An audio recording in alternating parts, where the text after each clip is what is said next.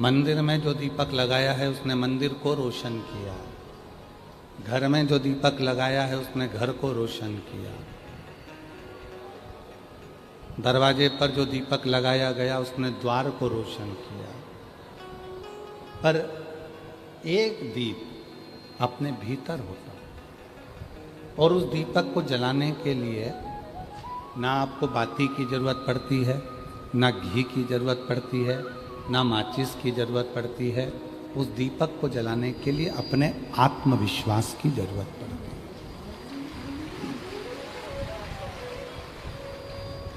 कितना आत्मविश्वास आपके अंदर है, कितनी दृढ़ता आपके अंदर है, कितना भरोसा आपके अंदर है, यह आप पर निर्भर करता है। व्यक्ति क्या करता है, मंदिर में तो दीपक लगाता है, दरवाजे पर दीपक लगाता है, घर में दीपक लगाता है, पर अपने भीतर दीपक नहीं जला पाता।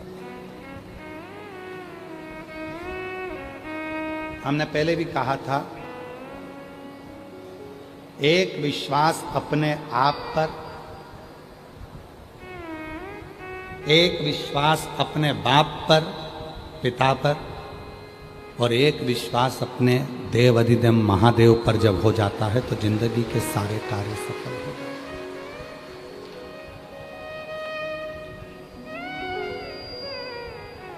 आप कितना विश्वास करते हो?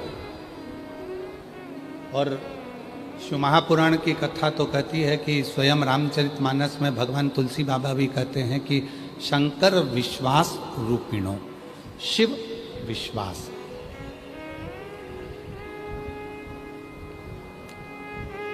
अभी पूरे भारत देश में ही नहीं, विदेश में भी गोस्वामी तुलसीदास जी की जयंती महोत्सव मनाया गया।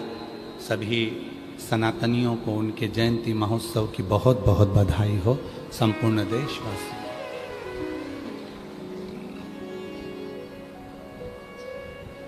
परम पूज्य गोस्वामी तुलसीदास जी ने अपनी भाषा में कहा, अपनी वाणी में कहा कि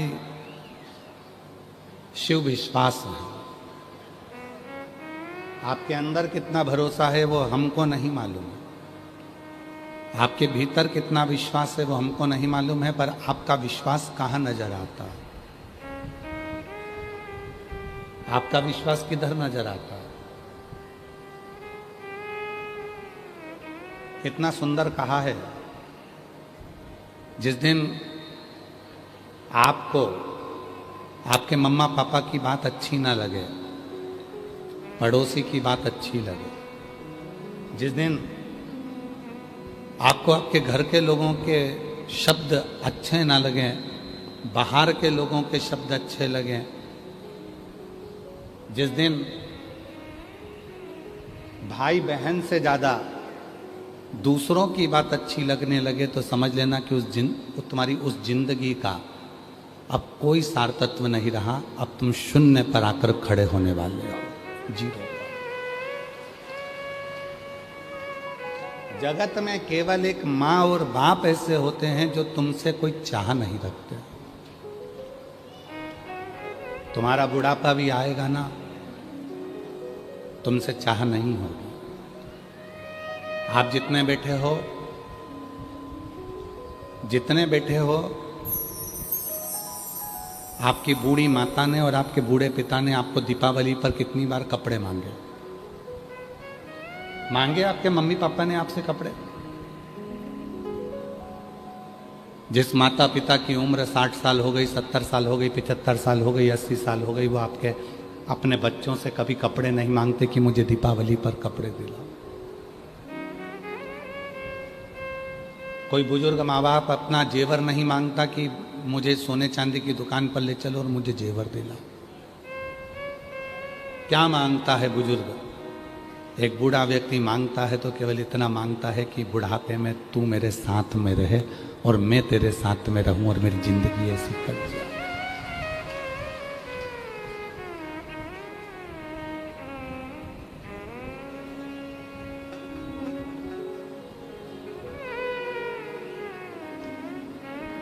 वो कहते हैं, किसी ने खूब कहा है कि तमन्ना तो जीने की बहुत है, तमन्ना तो जीने की बहुत है पर उदास रहता हूं। क्यों? मैंने दूसरे पर भरोसा किया और अपने पर कर नहीं पाया।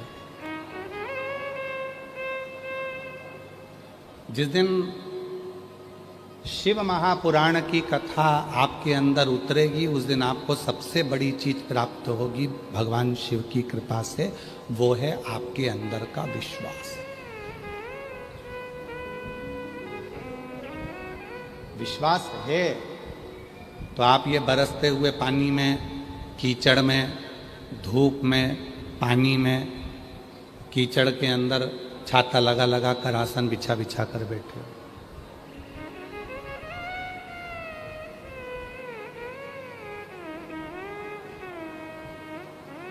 उज्जवल पाटनी जी बैठे हैं, मैं उनसे कहूंगा, उज्जवल जी, ये जितने बैठे हैं किसी के घर पे निमंत्रण नहीं जाता है, किसी के घर पे पीला चावल नहीं जाता है, किसी के घर पर पत्रिका नहीं जाती इस कार्यक्रम की। कोई के घर पर जाकर कोई माइक सिस्टम से अनाउंसमेंट नहीं होता कि आपको इस कथा में आना। केवल इनके अंदर का विश्वास इतना प्रबल होता है कि ये खुद कथा को सुनने के लिए दौड़ पड़ते हैं और कथा के पंडाल में पहुंच जाते हैं। ये शिव, ये भक्त।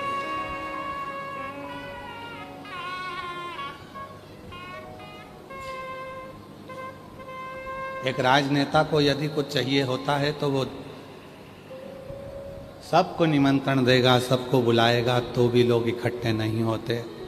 150, 500 देने का भी प्रयास करे तो लोग इकट्ठे नहीं होते, क्योंकि काम बहुत है। पर जिसके दिल में एक बार भरोसा दृढ़ हो जाता है, जिसके दिल में एक बार शिव रूपी विश्वास जागृत हो जाता है, फिर वो स्थान नहीं देखता, वो वहां जाता, पहुंचता, शिवालय तक, देवालय तक। और कोई सुख नहीं देख रहा है, कोई संपदा नहीं देखी उसने, कोई वैभव नहीं देखा उसने तो केवल इतना देखा कि मेरे बाबा आए हैं और मेरे बाबा के पास में जाऊंगी।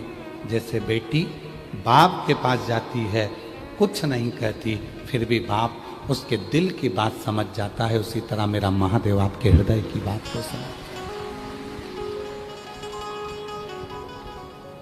वो आपके मन के विचारों को जानते हैं।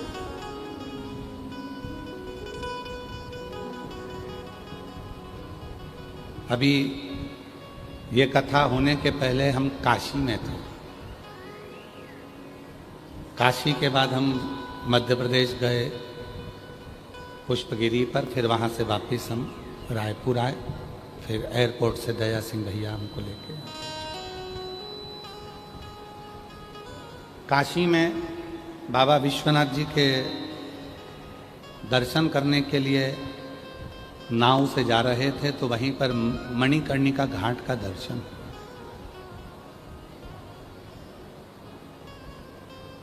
हमने आशीष से कहा, आशीष इधर आओ। आशीष पीछे की ओर बैठे थे, बाजू आए। हमने कहा, आशीष, ये मणिकर्णिका घाट है, ये जितनी चिताएं जल रही हैं, जो राख के ढेर बन गए हैं,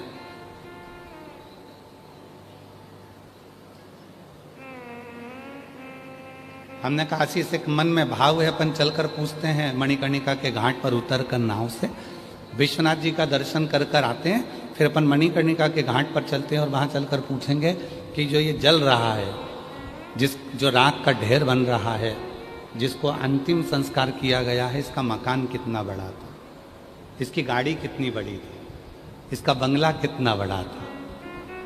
हम विश्वनाथ बाबा का दर्शन करे, सतुआ बाबा जी को साथ में लिया और मणिकर्णिका के घाट पर गए, बैठ गए।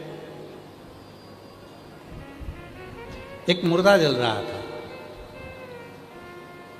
और मुर्दा जल रहा था तो उसके परिवार के लोग बैठे हुए थे। हमने आशीष से कहा, इनको अपने पास बुला के लाओ।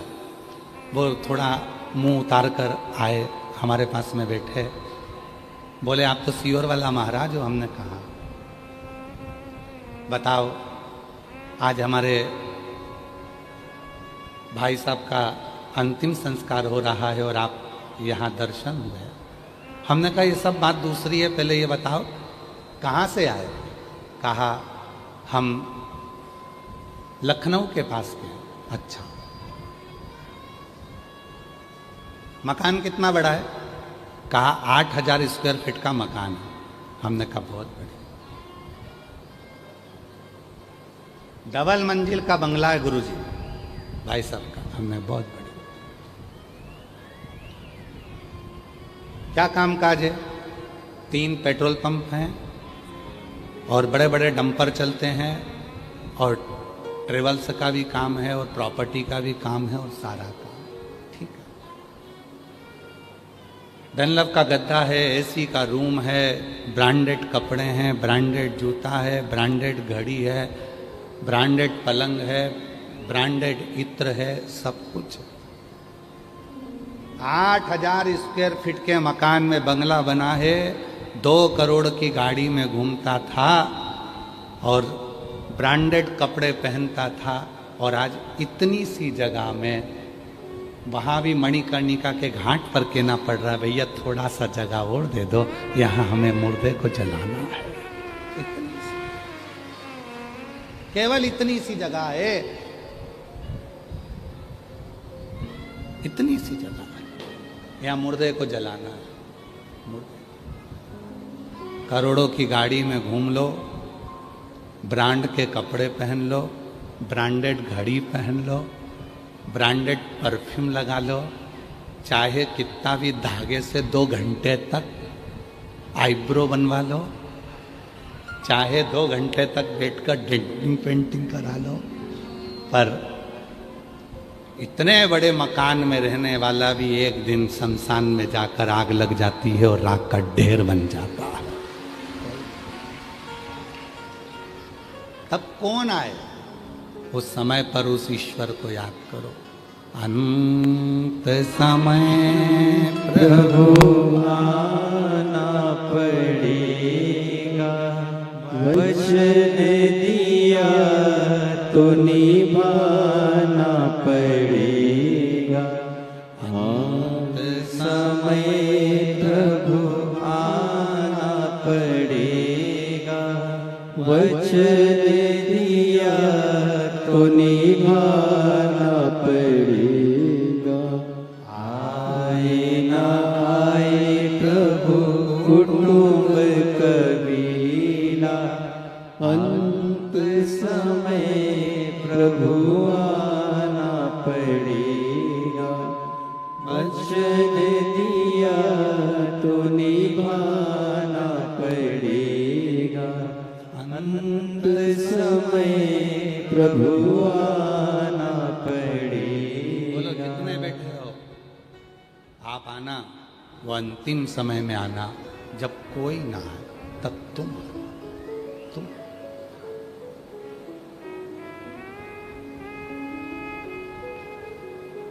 दुख जब आएगा।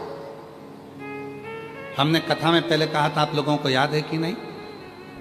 हॉस्पिटल के गेट पर, थाने के गेट पर, कोर्ट के गेट पर और तुम्हारे दुख की घड़ी में तुम्हारे गेट पर जो खड़ा मिल जाए, समझ लेना सच्चा प्रेमी वही है। हॉस्पिटल के गेट पर तुम बीमार पड़े और तुम हॉस्पिटल में जाकर खड़े हुआ कोई व्यक्ति, पूरा परिवार नहीं आया, पर वो खड़ा है रात दिन, समझ लेना वही तुम्हारा हितैषी है। थाने में कोई लफड़ा हो गया, कोतवाली में कोई बात आ गई, कोतवाली में जाकर खड़े हो गए, सब भग गए, पर तुम खड़े हो उस थाने के गेट पर, समझ लेना सच्चा व्यक्ति है। अदालत में केस चला, सब भाग गए, केवल एक कोई बेचारा रिश्तेदार खड़ा है, समझ लेना वही श्रेष्ठ। और दुख की घड़ी में, तकलीफ की घड़ी में जब कोई ना आए, जो तुम्हारे दरवाजे पर खड़ा है, समझना वही श्रेष्ठ है। वही ये बहुत कठिन है।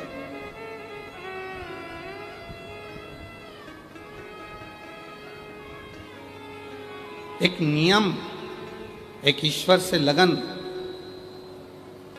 और जब हम नियम के साथ में ईश्वर से लगन लगा लेते हैं तो निश्चित है हमारे जीवन में खुशियां आना प्रारंभ हो जाती, सुख आना प्रारंभ हो जाता।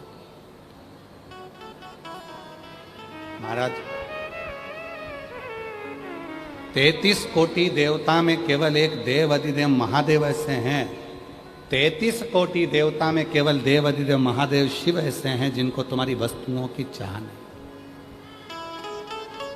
इसीलिए शिव महापुराण की कथा में वर्णन आता है, भगवान शंकर की कथा में वर्णन आता है, देव अधिदेव महादेव की कथा में वर्णन आता है कि 33 कोटि देवता में केवल एक देव अधिदेव महादेव ऐसे हैं जिनका शिवलिंग यदि आपके घर में है, आपने 1 महीने तक स्नान कराया तो ठीक, नी कराया तो ठीक, चावल चढ़ाया तो ठीक, बेलपत्री चढ़ाई तो ठीक, भोग लगाया तो ठीक, आपने दिया लगाया तो ठीक, भगवान का अर्चना करा, पूजन करा तो ठीक, नी करा तो भी ठीक। परंतु जिसके घर में शंकर का शिवलिंग विराजमान होता है वो पूजन करे ना करे पर वो शंकर का शिवलिंग उस घर का कल्याण जरूर करता है, वो शिवलिंग कल्याण करेगा।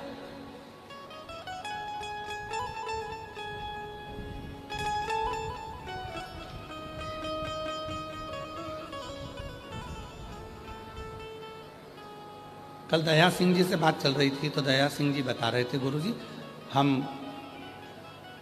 दया सिंह जी बोल रहे थे कि गुरुजी हम जो है जब किसी को कहते हैं कि भाई कथा हो रही है आपको आना है, तो सब लोग कहते हैं एक बार कराई थी आपने, दूसरी बार कराई, अब तीसरी बार करा रहे हो।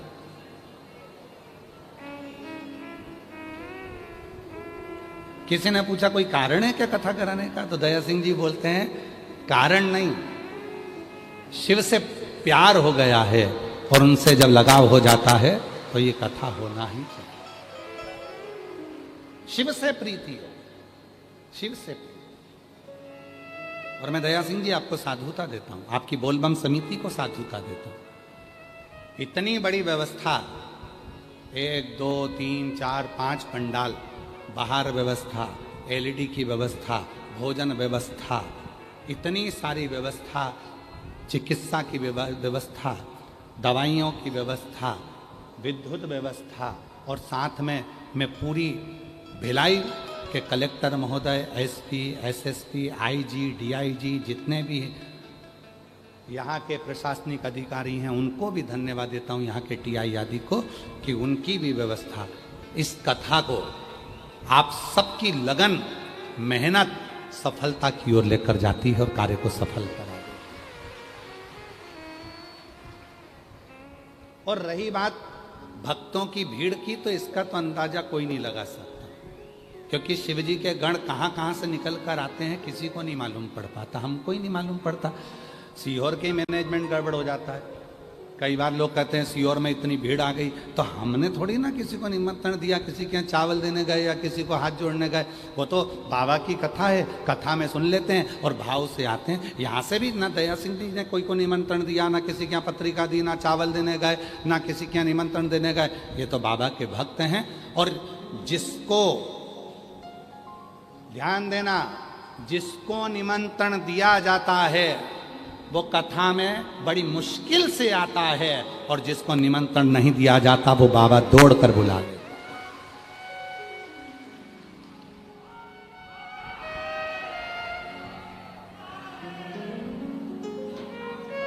जिसको निमंत्रण दिया जाता है, आप निमंत्रण दो किसी को, आना पड़ेगा, आपको आना पड़ेगा, बस कल आऊंगा, परसों आऊंगा, नरसों आऊंगा, खरसों आऊंगा, और मालूम पड़े खसक ही गए, लो हो गया, कल आऊंगा आऊंगा आऊंगा आऊंगा, और वो आने का इंतजार करते रहे। पर जिसको निमंत्रण नहीं मिला, क्योंकि जिनको निमंत्रण दिया जाता है उनको निमंत्रण इंसान देता है, और जिनको निमंत्रण नहीं दिया जाता उसको निमंत्रण मेरा काल अधिपति महाकाल देता है, स्वयं शिव देते हैं। आपके घर पर आकर आपके अंदर उत्सुकता उत्पन्न करेंगे, अपने भिलाई में मारा जा रहा है, अपने भिलाई में बाबा की कथा हो रही, सावन के महीने में कथा हो रही, दया सिंह जी करा रहे हैं, कथा हो रही, अंदर से उमंग उत्पन्न होती है, पर पानी बहुत गिर रहा है, रोज पानी आ रहा है, कैसे जाऊं? तो फिर मन में आया, टीवी पे देखा, इतने सारे लोग जब जा रहे हैं तो मैं क्यों ना जाऊं। और मैं कैसे रह जाऊंगी पिया, रह जाऊंगी पिया, मैं भी कथा सुनने जाऊंगी। कान खोल के बात मेरी सुन ले ओ पिया, मेरी सुन ले ओ पिया, मैं भी कथा सुनने जाऊंगी। और अड़ोसन भी जाए मेरी पड़ोसन भी जाए, अड़ोसन भी जाए मेरी पड़ोसन भी जाए, मैं क्यों रह जाऊंगी पिया, रह जाऊंगी पिया, मैं तो कथा सुनने जाऊंगी।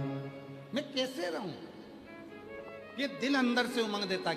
कौन ने निमंत्रण दिया? तो कहा मन ने निमंत्रण दिया है। कौन ने कहा कि तुम? तो ये मन कह रहा था चलो कथा में, चलो चलो बाबा की कथा सुनना है, चलो शिव की कथा सुनना है। सावन का महीना, फिर बाद में योग लगेगा, बाबा ना जाने कब फिर योग लगाएगा, फिर करुणा करेगा, पर अभी तो सुन लो, मौका मिला है, चलो चलो चलो।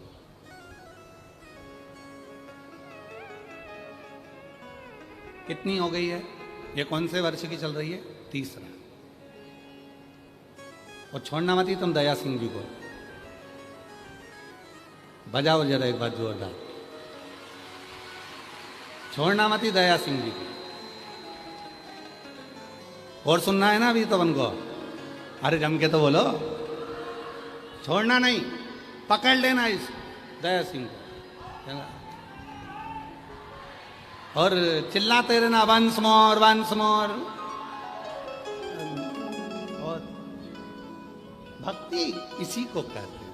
पेट ना भरे महाराज, हृदय ना भरे, भर गया दिल ना भरा, हृदय खाली की खाली।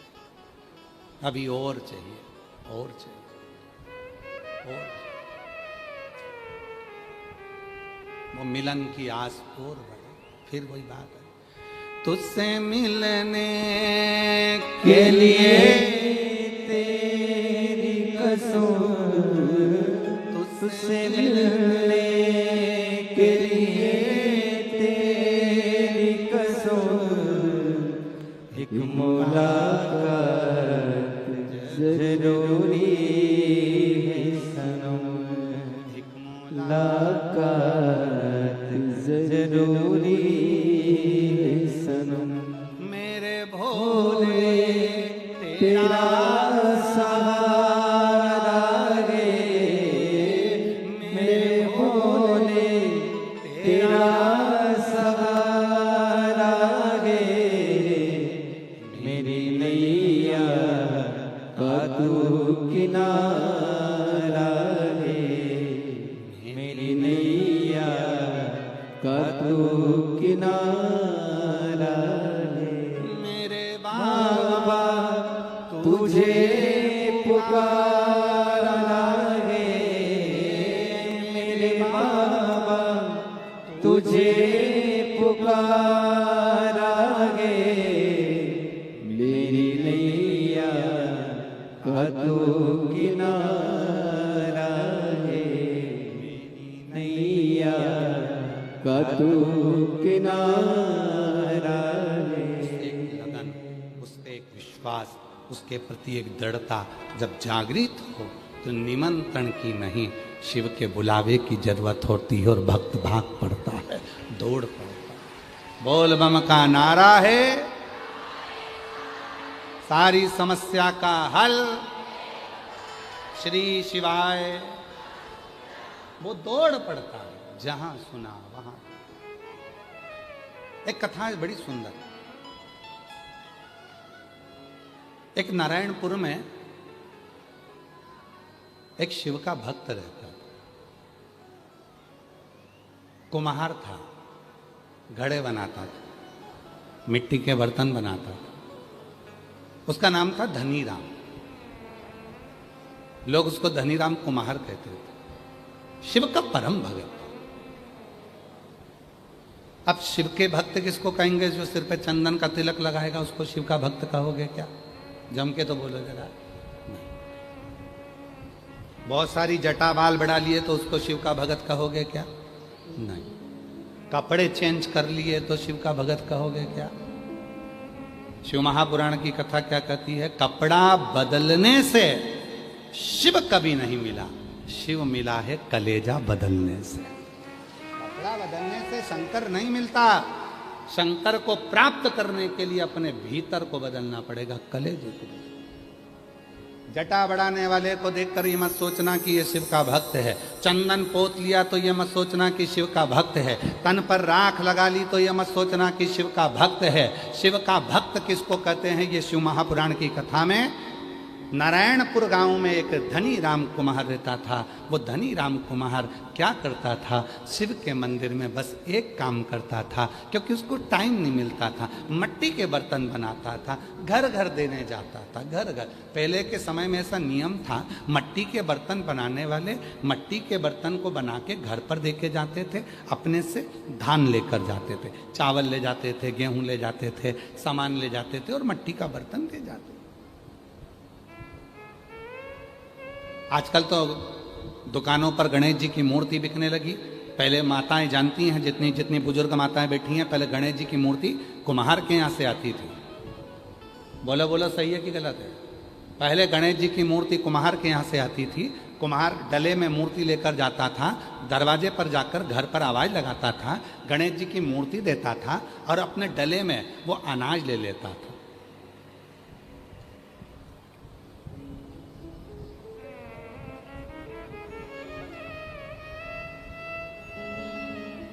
आज के जमाने में लोग सनातन पर उंगली उठाकर कहते तुम्हारा भगवान मार्केट में बिकता है। अरे मूर्ख, कौन समझाए तुझे? भगवान मार्केट में नहीं बिकता, गरीबों का पेट भरने के लिए भगवान मार्केट में आ जाता है। एक गरीब का पेट भरना है, ठेले वाले का पेट भरना है, सब्जी वाले का पेट भरना है, एक दुनिया के लोगों का पेट भरना है, तो वो मार्केट में बिक रहा है, खुद बिक रहा है कि तेरा पेट भरा जाए, तेरे घर में 2 रोटी आ जाती, लड़की की शादी हो जाए, तेरा मकान बन जाए, तो वो मूर्ति के रूप में दरवाजे पर आकर बिक रहा। और लोग कहते हैं सनातन ऐसा कि जहां भगवान बिकता है। भगवान नहीं, यहाँ दिल बिकता है, यहाँ दिल बिकता है। और यहाँ बेचने का काम नहीं, यहाँ तो आदान प्रदान किया जाता है। पहले के समय में कुम्हार डलिया में गणेश जी लेकर निकलते थे और दरवाजे पर जा जाकर देते थे, अनाज लेते थे, चले जाते।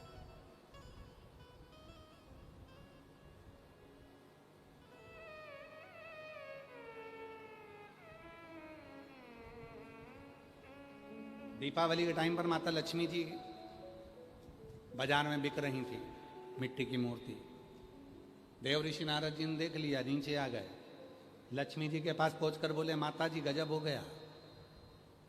पूरे भिलाई शहर में, पूरे रायपुर में, पूरे छत्तीसगढ़ में, पूरे मध्य प्रदेश में, पूरे भारत की भूमि पर, पंजाब, हरियाणा, राजस्थान, जहाँ जाओ, महाराष्ट्र आदि सब दूर लक्ष्मी जी आपकी मूर्ति बिक रही है, आप बिक रहे। देव ऋषि नारद जी से लक्ष्मी जी ने कहा, नारद ये तेरी गलत फहमी है,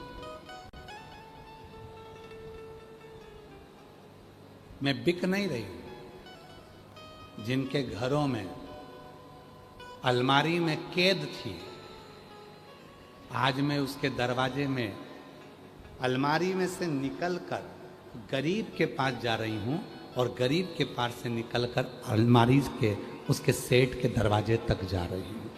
आदान प्रदान है दोनों। यहां मैं बिकी नहीं हूं, यहां मेरा बिकने का काम नहीं है। धनी राम कुम्हार बर्तन लेकर देने जाता था, टाइम नहीं मिलता था, बर्तन बनाए सुखाए, बर्तन बनाए सुखाए, बेचे, बेचारा अकेला कहाँ करे, तो वो टाइम नहीं मिलता। तो शिव जी के मंदिर में केवल एक ही टाइम जाता था, कभी भी 24 घंटे में से जो समय उसको मिलता था उस समय वो शिव के मंदिर में जाता और दिया लगाकर आ जाता। दीप लगाया हुआ, बस एक नियम था, मट्टी का दिया लगाकर शिव के मंदिर में प्रज्वलित करा, आ गया। नियम से काम करता, नियम से भजन करता। और दिन रात मट्टी के बर्तन बनाए तो भगवान का भजन, घर में रहे तो भगवान का भजन, स्मरण, कीर्तन, मंत्र जाप, बस। और शिव तो शिव है। कहीं मेरे शिव महापुराण की कथा में ऐसा कहीं नहीं लिखा कि तुम अपना घर छोड़कर किसी नदी के तट पर जाकर बैठकर तप करो। शिव महापुराण में यह भी नहीं लिखा कि तुम अपना घर छोड़ दो। शिव महापुराण में यह भी नहीं लिखा कि तुम अपना परिवार छोड़ दो। शिव महापुराण में यह भी नहीं लिखा कि तुम अपना घर परिवार कुटुंब कबीला छोड़कर संत बन जाओ, साधु बन जाओ, सन्यासी बन जाओ। शिव महापुराण में यह भी नहीं लिखा, क्योंकि भगवान शंकर सीख देते हैं, मैं सुख हो चाहे दुख हो अपनी पत्नी को नहीं छोड़ता, अपने बच्चों को नहीं छोड़ता, अपने परिवार को नहीं छोड़ता और अपने गांव को नहीं छोड़ता। तो तुम थोड़ा सा दुख आता है और तुम इतने निराश हो जाते हो, इतने निराश। अभी एक इंदौर की घटना देखी, उसमें पति पत्नी का झगड़ा हुआ और पति पत्नी का झगड़ा हुआ और पत्नी को मार दिया, पत्नी मर गई, बच्चे मर गए। फिर एक घटना देखी कहीं उत्तर प्रदेश की कि आपस में झगड़ा हुआ और पति पत्नी आपस में बच्चों को मार के खुद मर गए। कहाँ है? शिव महापुराण में कहीं नहीं लिखा कि तुम संत बन जाओ। शिव महापुराण में कहीं नहीं लिखा कि तुम साधु बन जाओ। शिव महापुराण में कहीं नहीं लिखा कि तुम तपस्वी बन जाओ। शिव महापुराण में इतना लिखा है, साधु बनना सरल है, सन्यासी बनना सरल है, तपस्वी बनना सरल है, नदी के घाट पर बैठकर तप करना सरल है, पर घर में रहकर परिवार का भरण पोषण करना कठिन है और एक अच्छा गृहस्थी बनना कठिन। शिव पुराण कहती है, शंकर जी की कथा कहती है, शिव जी कहते हैं मैं अपनी पत्नी के साथ रहता हूं। कोई देवता, भगवान नारायण की मूर्ति का दर्शन करिए, भगवान विष्णु की मूर्ति का दर्शन करिए, भगवान विष्णु के पास में लक्ष्मी जी मिलेंगी। बोलो सही है कि गलत है? जम के तो बोलो। सीताराम जी का दर्शन करिए, राम जी के पास में माता जानकी जी मिलेंगी। राधा कृष्ण का दर्शन करिए, कृष्ण जी के पास में राधा जी मिलेंगी। ब्रह्मा जी के पास ब्रह्माणी मिलेंगी। केवल 33 कोटि देवता में केवल एक देव अधिदेव महादेव से हैं जिनका शिवलिंग पृथ्वी पर होता है, जमीन पर होता है, और पार्वती जी का स्थान शिव जी के स्थान से ऊंचा होता है। उज्जैन महाकाल में जाकर दर्शन करो, शंकर जी नीचे, पार्वती जी ऊंची। सोमनाथ में दर्शन करो, सोमनाथ नीचे, पार्वती जी ऊंची। ओमकारेश्वर दर्शन करो, शंकर जी नीचे, पार्वती जी ऊंची। भीमा शंकर जाकर दर्शन करो, शिव जी नीचे, पार्वती जी ऊंची। केदारनाथ जाकर दर्शन करो, शिवलिंग नीचे, पार्वती जी ऊंची। 12 ज्योतिर्लिंग और जितने उपलिंग हैं उनका भी दर्शन करिए। शिव के मंदिर का दर्शन करिए, शंकर जी नीचे होंगे, पार्वती जी थोड़े से ऊंचे स्थान पर होंगी। क्यों? क्योंकि 33 कोटि देवता में केवल एक देव अधिदेव ऐसे हैं जो अपनी धर्म पत्नी को सम्मान देते हैं और कहते हैं कि इसको ऊंचा रखा जाए, इसको मान दिया जाए, सम्मान दिया जाए, इसको ऊंचा स्थान दिया जाए। केवल शिव समझाते हैं कि अपनी धर्म पत्नी को आप जितना मान दोगे, सम्मान दोगे, आदर दोगे, दुनिया उतना आपका आदर करेगी, उतना सम्मान करेगी। नहीं तो लोग कहेंगे ये अपनी लुगाई का सम्मान नहीं करे, पत्नी का सम्मान नहीं करे, भाई का सम्मान नहीं करे, बहन का सम्मान नहीं करे, कुटुंब का सम्मान नहीं करे, रिश्तों का सम्मान नहीं करे, तो कौन करे? तुम्हारा आदर दो, सम्मान करो।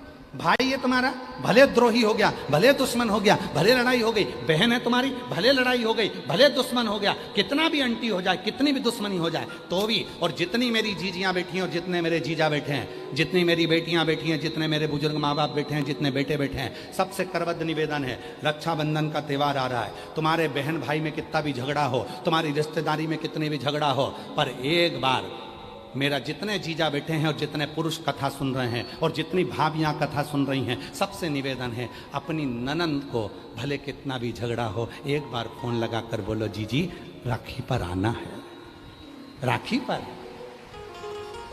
जीजी राखी पर आना। अब कई लोग कहते हैं जी हमारी ननंद तो आती है, हम तो उसको साड़ी दिलाते हैं, हम उसको कपड़ा दिलाते हैं, उसके बच्चों को 100-100, 200, 500 का लिफाफा देते हैं, वो तो कुछ नहीं दे के जाती। मत दे, मत दे।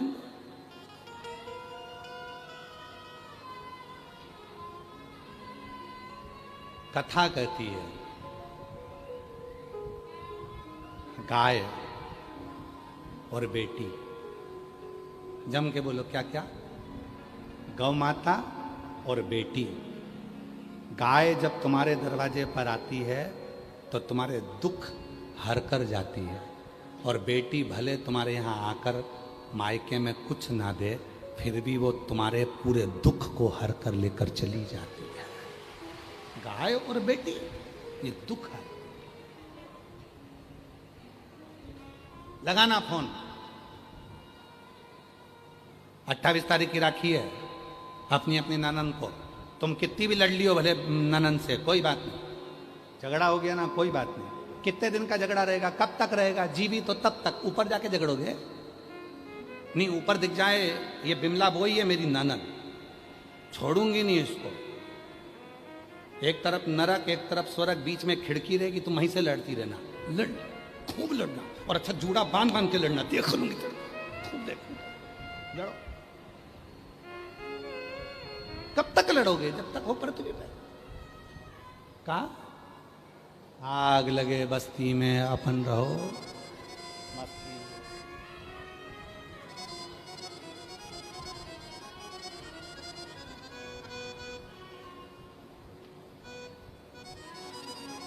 आग लगे बस्ती में अपन रहो मस्ती में, क्या किसको रोइए, जम के बोलो जरा चादर तान के सोइए। क्या करना अपन को, कौन क्या बोल रहा है, कौन क्या कह रहा है, क्या कह रहा है, यार मस्त रहो, आनंद में, खूब फुल स्माइल में, प्रसन्न चित्त। जितना ज्यादा कर्जा हो उतने ज्यादा खुश रहना, जितने ज्यादा बीमार हो उतने ज्यादा स्माइल में रहना, जितना दुख परमात्मा दे उससे, जितना दुख दे उससे दुगने खुश रहना। मंदिर जाना तो ऐसे जाना बड़े प्रसन्न होकर, तो आस पड़ोसी भी सोचे इतनी कर्जे में है, इसका लड़का इतना त्राण दे, बहू इतनी परेशान करे, इसके बाद भी इसके चेहरे पे सल नहीं आए। मंदिर जाना तब सार्थक है जब 25-50 का आग नहीं लगा के आप, केवल मंदिर में दिया जलाने से मतलब नहीं, अच्छी जोरदार तैयार मैयार होके बेहतरीन परफ्यूम मरफ्यूम लगा लुगू के डेंटिंग पेंटिंग करके तब महादेव के मंदिर में जाके एक लोटा जल, सारी समस्या का हल। तो मोहल्ले के लोग कहेंगे इतना कर्जा है, इतनी दुखी है, इतनी तकलीफ में, इसको इतनी बीमारी है, इसके घर में इतना तकलीफ चल रहा है, इसके घर में इतना कर्जा हो गया, इसके घर में ये हो गया, इसके घर में वो हो गया, उसके बाद भी इतनी नहीं मुस्कुरा रही है।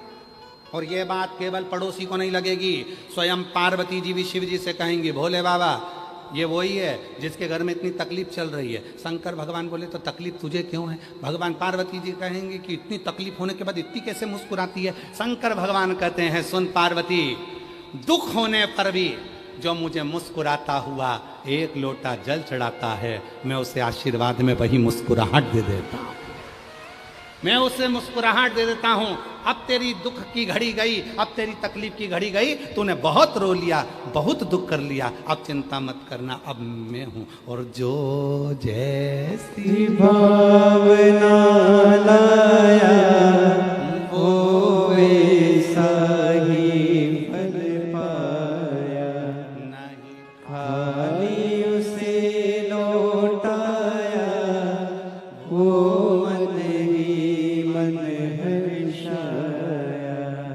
और कर दिया माला माल काशी वाले ने, लुटा दिया भंडार काशी वाले ने, लुटा दिया भंडार काशी वाले ने, लुटा दिया भंडार काशी वाले ने, कर दिया माला माल काशी वाले, लुटा दिया भंडार काशी वाले। धनी राम मंदिर में जाते दिया लगाते, एक नियम था, ज्यादा नहीं। अच्छा लोग कहें कि धनी राम को शिव का भक्त कहेंगे क्या? क्यों नहीं कहेंगे? जो अपनी जिंदगी में एक नियम ले लेता है उसको भगवान का भक्त कहा जाता है।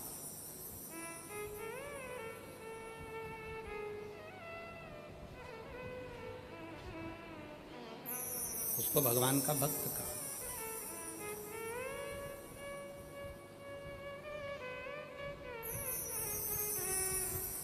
धनी राम दिया लगाते रोज।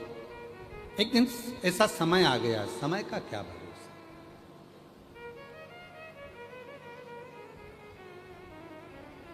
समय का कोई भरोसा नहीं।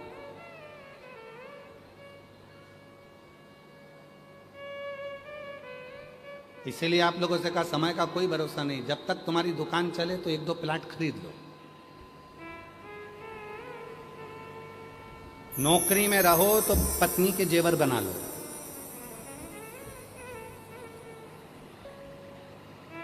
जब तक तुम्हारे घर में चले तब तक सारे तीर्थ करो, दान करो, पुण्य करो।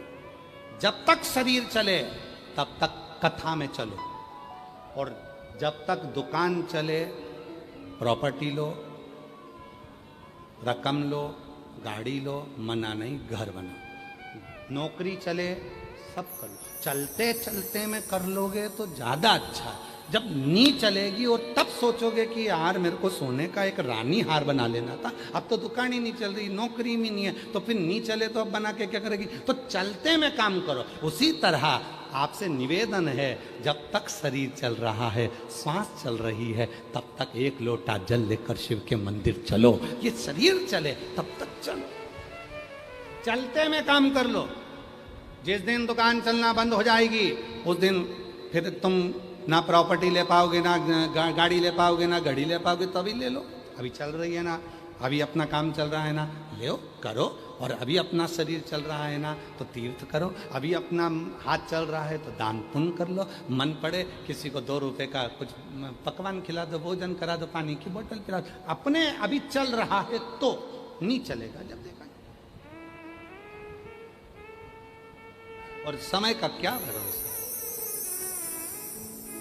क्या भरोसा समय। साथ देता नहीं किसी का, क्या भरोसा इस जिंदगी का। साथ देती नहीं किसी का, क्या भरोसा इस जिंदगी का। जीवन में कोई भरोसा नहीं है शरीर का, क्या भरोसा। चल रहा है, भजन करो, खूब जपो। अच्छा मेरी जीजियां जितनी बैठी हैं, मेरी जीजी बोलो तो जरा ईमानदारी से बोलना। जितनी मेरी जिज्जी बैठी है, जितनी मेरी जीजियां बैठी है, सब ईमानदारी से बोलना। जो व्रत नवरात्रे का, हरतालिका तीज का, चतुर्थी का, पंचमी का, छठ का, जो भी व्रत तुम बचपन में कर लेती हो, जवानी में कर लेती हो, अधेड़ी में कर लेती हो, वो व्रत फिर बुढ़ापे में रेता बन जाए क्या? अरे बोलो तो सुन के। फिर तो क्या बोलती हो, हरतालिका माता अब मेरे से नी होए। तो अब नी होए तो क्या करें? तो क्या अब एक काम करूं, मैं तो हरतालिका तीज का उद्यापन कर दूं, और उद्यापन करके मैं पहली पूजन करने के बाद चाय पी जाऊं लोटा भर के। अब मेरे से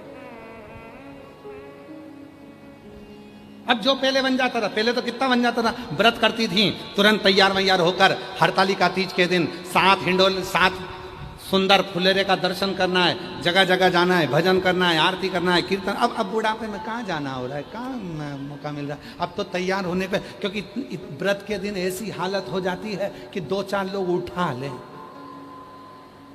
अब वो हरतालिका तीज का व्रत और 2-4 लोग उठाए, और बहुएं कह रही मम्मी तुम तैयार नहीं हो रही। इतने में मम्मी बोली बेटा तू हो ले, तेरे जमाने में जब मैं थी तो मैं ऐसी तैयार होती थी, और मेरे जमाने में तू आएगी तब मालूम पड़ेगा। तो मम्मी तुम पूजन नहीं करूंगी, तू तैयार हो जा। बहु में डेंटिंग पेंटिंग करके बढ़िया जोरदार खजूर वाली छोटी मोटी कर कुरा के तैयार होके सब आ गए। इतने मम्मी तुरंत उठी, लाल कलर की चुनड़ी की साड़ी वाड़ी निकाल के पटला पटली लगा के पहन के, और बढ़िया ऊंचा ऊंचाया बाल पे कंगा मंगा कर कुरा के पिंडा पिंडी लगा के, और मम्मी तैयार होके तुरंत आ गई। बहू देखते से ही बोली, बहू ने देखा और तुरंत बोली, बहू देखते से ही बोली हम तो 1 घंटे से तैयार हुए तब अच्छे लग रहे हैं, मम्मी तुम तो गजब की दिख रही। मम्मी बोली ये चमक ये दमक फूलवन में महक सब कुछ सरकार तुम्हारी से सब।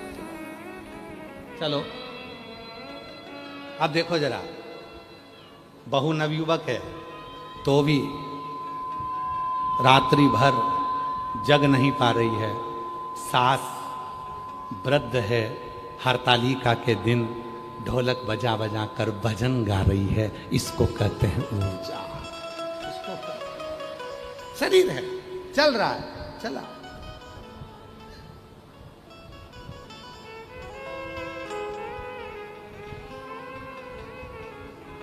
क्या भरोसा, इस शरीर का क्या भरोसा। साथ देती नहीं है किसी का, क्या भरोसा है इस जिंदगी का। साथ देती नहीं है किसी का, क्या भरोसा है इस जिंदगी का। क्या भरोसा है इस जिंदगी का। क्या भरोसा है जीवन में, कोई भरोसा। आज मौका मिला है, भजन करो, स्मरण करो, समय का सदुपयोग करना सीखो, धन का सदुपयोग करना सीखो, विचारों का सदुपयोग करना सीखो, वाणी का सदुपयोग करना सीखो, अपने व्यवहार का सदुपयोग करना सीखो। सदुपयोग करो।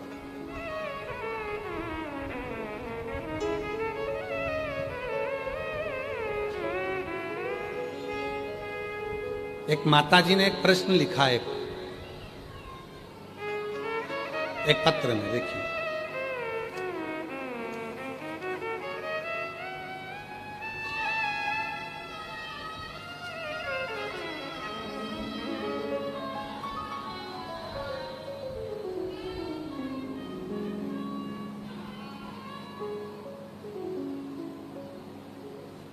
एक माताजी ने प्रश्न लिखा है, एलईडी पर सब पढ़ेंगे और आस्था चैनल पर भी सब पढ़ेंगे।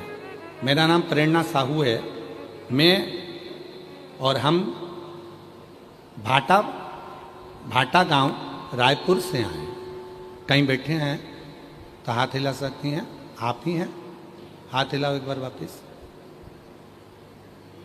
ये हैं, हाँ, वापस हाथ हिलाओ एक बार। मेरा नाम प्रेरणा साहू है और हम भाटा गांव रायपुर से आए। हाँ ठीक है, दिख गए हो, दिख गए, आ जाओ आ जाओ। जिनने पत्र लिखा है वही आना, पूरा गांव ना आना। हाँ आ जाओ। गुरुदेव, आपने अपनी कथाओं में कन्यादान के महत्व के बारे में बताया, परंतु वो पिता माता क्या करें जिनकी कोई कन्या संतान ही नहीं है। क्या कन्यादान किए बिना कन्यादान का फल पाया जा सकता है? जिनकी कन्या ही नहीं है वो कन्यादान कैसे करें? अरे भाई, सीधा सीधा काम है। कन्यादान में जितना धन लगता है वो इकट्ठा करो। बेटी की परवरिश में जितना धन लगता है वो सोच के रखो। अपने परिवार में, अपने कुटुंब में, अपने मोहल्ले में, अपनी कॉलोनी में, अपनी सोसाइटी में और अपने जिले में अगर कोई कन्या पढ़ना चाहती है, उसके पास पढ़ने का धन नहीं है, वो पढ़ना चाहती है, वो बढ़ना चाहती है और आपके घर में बेटी नहीं है, तो उसको पढ़ाओ, उसको आगे बढ़ाओ। उसका कन्यादान करने के बराबर तुमको फल प्राप्त हो। जरूरी नहीं है कि हमारे घर में बेटी नहीं है तो हम कन्यादान का फल कैसे मिलेगा। कन्यादान का फल मिलेगा, पहले अपने परिवार में देखो, कोई लड़की पढ़ना चाहती है, उसके पास पैसा नहीं है, उसको पढ़ाओ। परिवार में सबके पास है तो मोहल्ले में देखो, मोहल्ले में सबके पास है तो गांव में देखो, गांव में सबके पास है तो अपने क्षेत्र में, पंचायत में देखो। कोई तो मिलेगा जिसको पढ़ना है, जिसको पढ़ना है। और मेरी जीजियों, एक बात याद रखना, हमने इसी जयंती स्टेडियम में जब दया सिंह भैया आपने जब पिछली बार कथा करवाई थी, तो इसके पहली वाली कथा 2024 की, तो उस समय पर हम एक बात कहे थे, आपके स्मरण में था, और आपने उस बात के लिए कहा भी था कि गुरुजी ये गजब की बात है। उस समय हमने कहकर गए थे कि एक बेटी के लिए सबसे बड़ा कन्यादान क्या होता है? अलमारी देना, फ्रिज देना, गाड़ी देना, बंगला देना, सामान देना। एक बेटी का सबसे बड़ा कन्यादान क्या होता है? तो हम 2024 में यहाँ कहकर गए थे, एक बेटी को अगर कन्यादान में कुछ देना चाहते हो तो अच्छी शिक्षा दीजिए और अच्छी पढ़ाई कराओ, अच्छी एजुकेशन कराओ, जिससे बेटी अपने पांव पर खड़ी हो सके। और मैं दया सिंह भैया आपको साधुवाद देता हूँ इस चीज़ के लिए। हमारे दया भैया ने भी कई बच्चियों को, जैसे सीहोर में कुबरेश्वर धाम पर जो बच्चों की पढ़ाई कराई जाती है, लगभग 1000-2000 बच्चे सीहोर कुबरेश्वर के धाम से आप लोग जो सहयोग देते हो उससे बच्चे बच्चियां पढ़ते हैं। उसमें दया सिंह भैया का भी बहुत बड़ा योगदान है। एक बार जोरदार ताली बजाएं श्री दया सिंह भैया। साधुता यार, बेटी शिक्षा दो। सबसे बड़ा कन्यादान क्या है? सोने की अंगूठी नहीं, जेवर नहीं, ये सब अपनी जगह पर है, गाड़ी अपनी जगह पर, बंगला अपनी जगह पर। कन्यादान में तुमने ये दिया, कन्यादान में वो दिया, 1000 आदमी को भोजन कराया, रिसेप्शन कराया, 50 आदमी का, 500 आदमी का, 100 आदमी का, हमने रिटर्न गिफ्ट ये दिया, हमारी बहन आई थी तो हमने ये दिया। ये सब बात की बात है, पर सबसे बड़ा दान अगर कुछ है तो शिक्षा दान है, जो अपनी बेटियों को, अपने बच्चों को अच्छी शिक्षा दीजिए, अच्छा एजुकेशन दीजिए, अच्छा कॉलेज दीजिए, अच्छी पढ़ाई कराइए।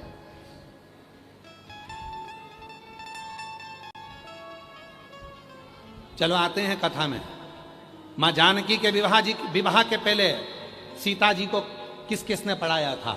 शिव महापुराण की कथा में, श्री रामचरितमानस में लिखा, पूरे जनकपुरी की सौभाग्यवती नारियों को बुलाकर मां जानकी को उपदेश, ज्ञान, शिक्षा दी गई। सारे संतों को बुलाकर मां जानकी को उपदेश दिया गया, शिक्षा दी गई। शिक्षा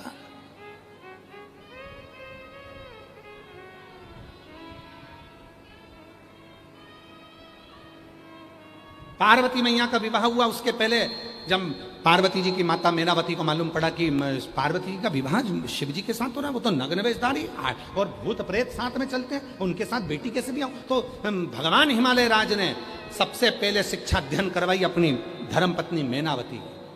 बुलाया संत साधुओं को और बुलाकर कहा, मेनावती को ज्ञान दो, उपदेश दो कि शिव में और ये शमशान में अंतर है, साधारण आदमी में अंतर है।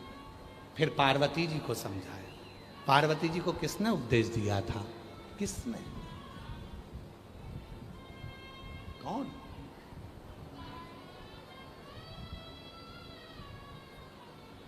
हमको नहीं मालूम। हमने एक बार कथा में कहा था कि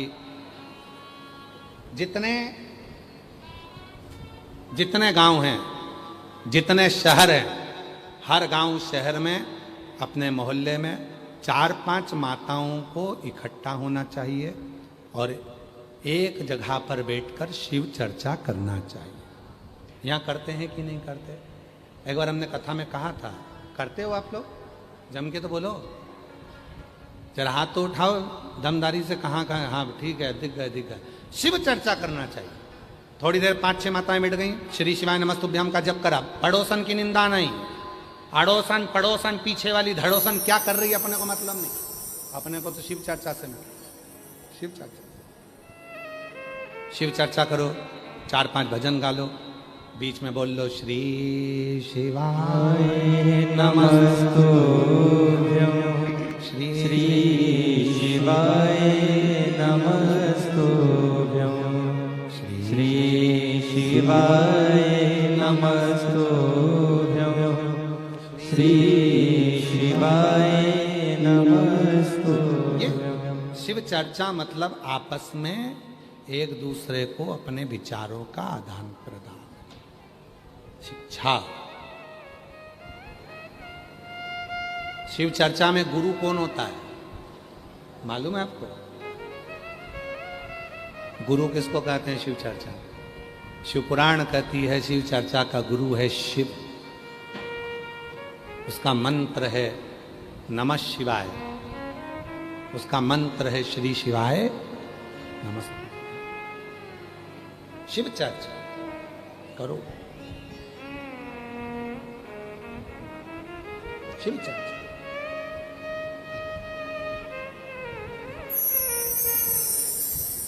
वो गुरु है।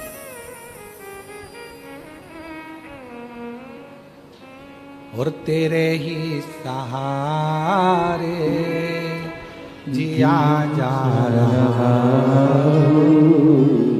तेरा ही नाम लिए जा रहा, तेरे ही सहारे जिया जा रहा, तेरे नाम लिए जा रहा। उसका स्मरण ही मूल। सबसे बड़ा कन्यादान शिक्षादान, दुनिया का सबसे बड़ा दान शिक्षादान। करो, पढ़ाओ, बेटी पढ़ाओ, बेटा पढ़ाओ। और एक निवेदन है आज इस व्यासपीठ से, 2026 की इस पवित्र भिलाई की कथा से एक निवेदन है, जितना बेटी को पढ़ाओ, जितना बेटे को पढ़ाओ, उतना ही अपनी बहू को भी पढ़ाओ। बहू को भी पढ़ाओ। बहू पढ़ेगी तो तुम्हारे बच्चों का इतिहास गढ़ेगी। तुम बेटी को पढ़ाने में लगे, बेटी पढ़ाओ, बेटी पढ़ाओ, तो बहू घर में आई है, उसको भी पढ़ना, उसको भी एजुकेशन की जरूरत है। वो भी सोचती है मम्मी मुझे नौकरी करना है, मम्मा मुझे ये करना है, मैं पढ़ाई कर लूँ। नहीं, पढ़ाई करके क्या करेगी? अब हो गया तेरे मायके में पढ़ के आ गई, चल अब नहीं पढ़ना, अब नहीं पढ़ाऊंगी, बहुत हो गया। नहीं, बेटी पढ़ाओ, बेटा पढ़ाओ, साथ में बहू पढ़ाओ। और बहू पढ़ाओगे तो वो तुम्हारे घर के बच्चों का इतिहास गढ़ेगी। वो बहू तुम्हारे बच्चों को पढ़ाओ।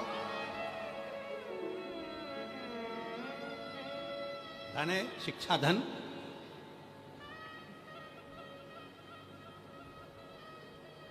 पढ़ो।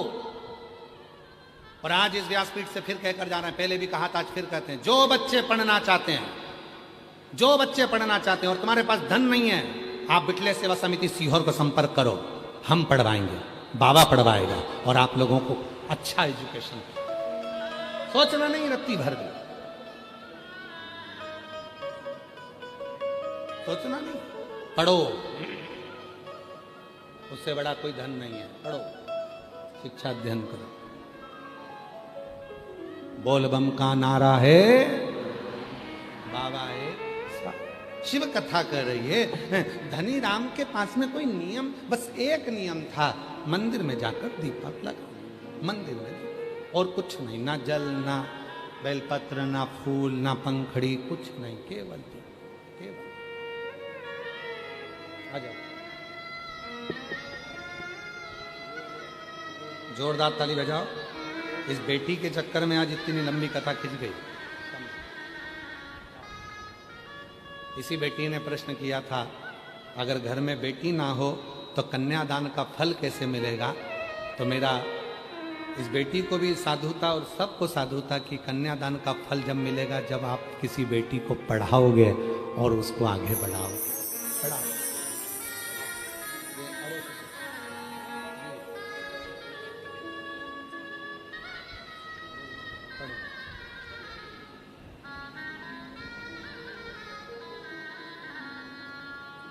शिव तत्व है हमारा।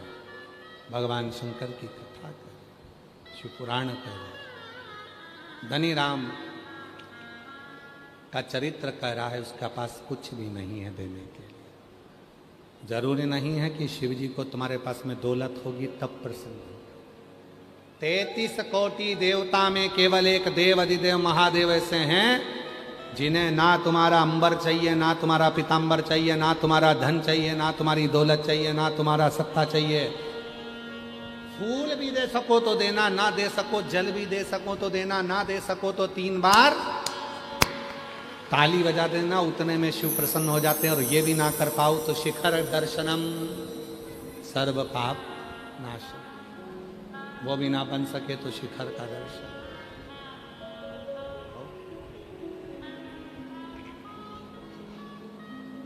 मात्र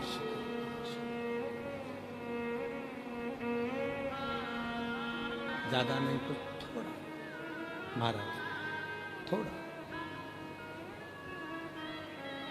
शिव तत्व कह रहा है।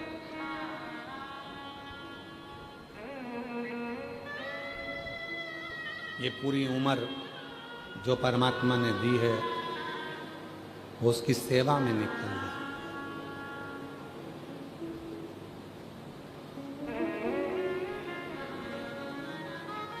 पूरी उम्र, ये उम्र जो मिली है सब उसकी सेवा में।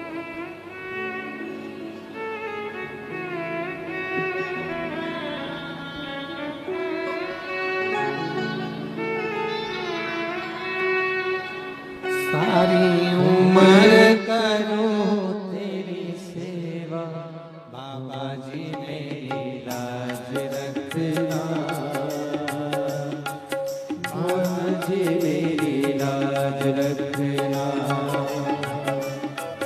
बाबा जी मेरी लाज रखना, बाबा जी मेरी लाज रखना। भजन के बाद बिगाड़ना देना। ओ देवा देवा, ओ देवा देवा, ओ देवा देवा, ओ देवा देवा, ओ सारी उम्र करूं तेरी सेवा, बाबा जी मेरी लाज रखना, भोले जी मेरी लाज रखना, ओ बाबा जी मेरी लाज रखना, भोले जी मेरी लाज रखना।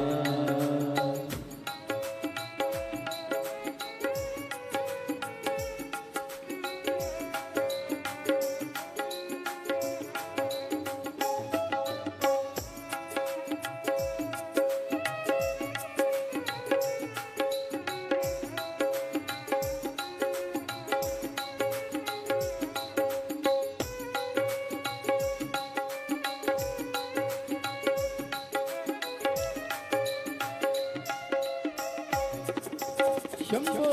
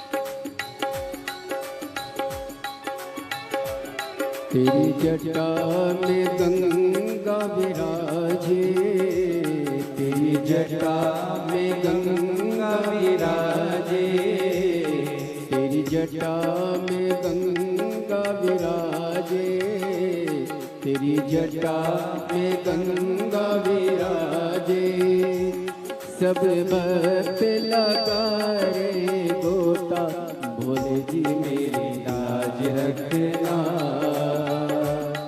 बाबा जी मेरी लाज रखना, ओ भोले जी मेरी लाज रखना, भोले जी मेरी लाज रखना। हे देवा महादेवा, ओ देवा महादेवा, सारी उम्र करूं तेरी सेवा, बाबा जी मेरी लाज रखना, भोले जी मेरी लाज रखना, ओ भोले जी मेरी लाज रखना। बोले जी मेरी लाज रखना।